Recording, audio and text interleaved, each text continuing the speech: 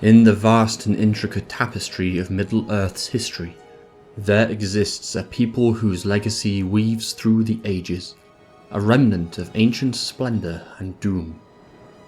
These are the Dunedain, the men of the West, descendants of the Numenorians, and they carry with them the weight of forgotten kingdoms, unfulfilled destinies, and the eternal struggle against the darkness. To understand the Dunedain, their purpose and their vital role in the fate of Middle-earth during the War of the Ring, one must journey far back into the ancient past, to the very foundations of their existence. The origins of the Dunedain can be traced back to the First Age, long before Numenor existed, in a time when men first awoke in the far eastern lands of Middle-earth. The first of their kind, known as the Edain, were drawn to the west by the tales of the elves and the light they brought into the world. Among them were three noble houses that would play a crucial role in the great wars of the First Age, siding with the elves against the Dark Lord Morgoth, the first and most fearsome of all evils. The second would soon follow. Sauron, who had risen to power again in Middle-earth, was eventually brought as a prisoner to Numenor after much loss and hardship. Through his cunning and lies, he corrupted the tender hearts of the king and his people.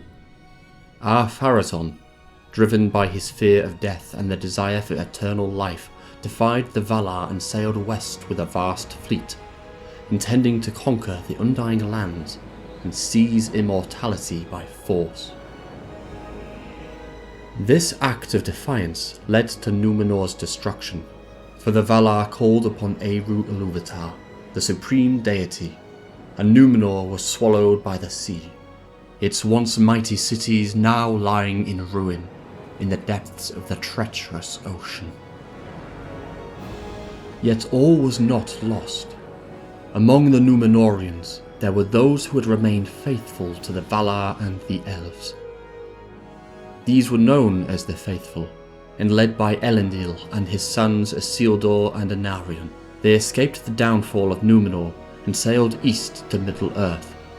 For there they established two great kingdoms, Arnor in the north, ruled by Elendil, and Gondor in the south, ruled by his sons. For a time these realms flourished. Arnor was vast, stretching across the northern lands of Eriador, while Gondor grew powerful and majestic in the south, its cities gleaming with Númenórean craftsmanship.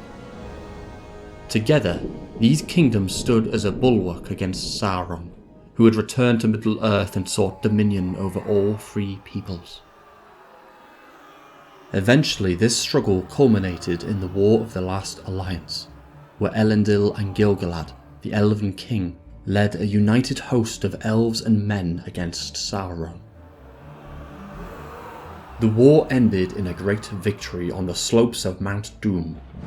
Elendil and Gil-galad were slain in the final battle, but Isildur, Elendil's son, cut the One Ring from Sauron's hand, destroying his physical form. However, Isildur, against all counsel, did not destroy the ring.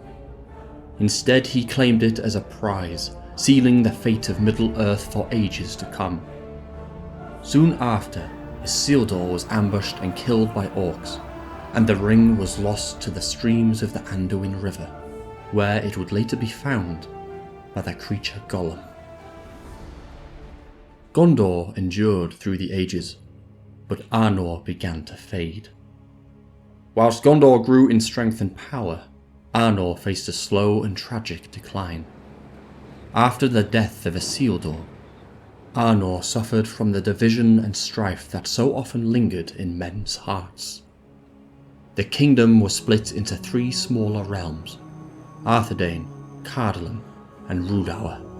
This division weakened the northern Dunedain, making them vulnerable to external threats, particularly the growing power of Angmar, ruled by the Witch King, Sauron's deadliest servant.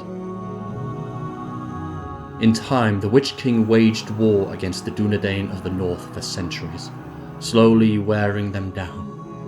In 1974 of the Third Age, the last kingdom of Arnor, Arthedain, fell into ruin, and its last king, Arvedui, perished in the icy wastes of the far north.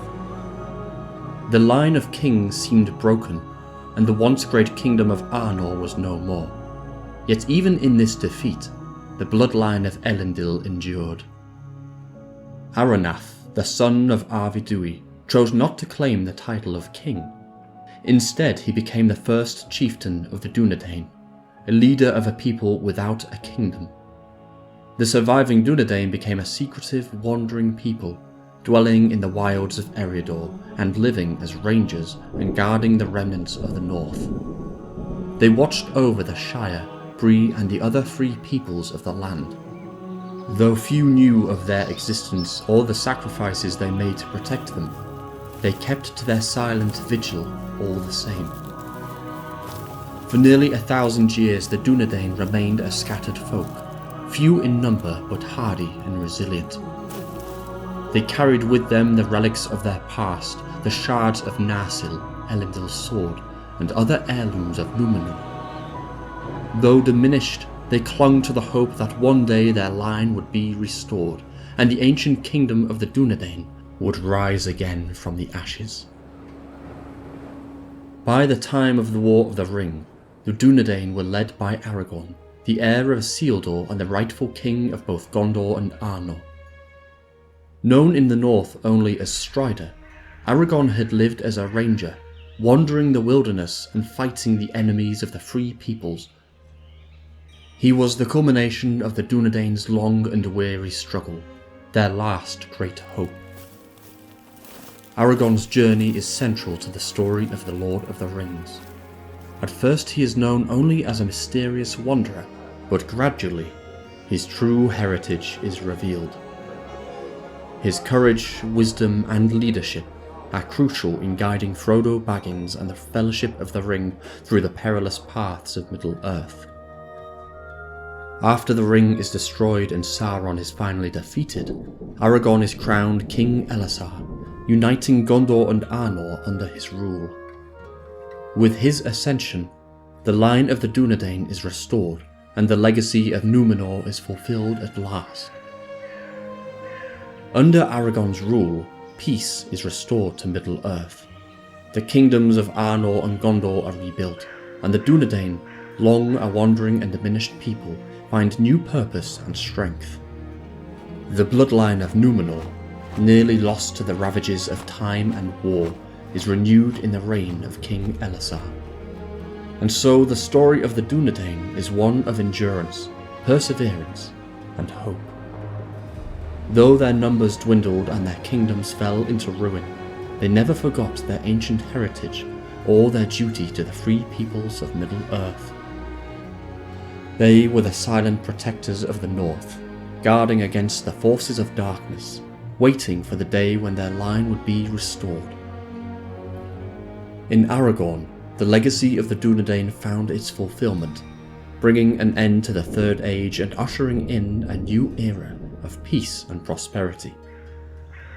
The tale of the Dunedain is more than just a story of kings and warriors. It is a testament of the resilience of the human spirit, the ability to endure through darkness and loss, and the unshakable hope that even in the face of defeat, there is still a chance for renewal and redemption.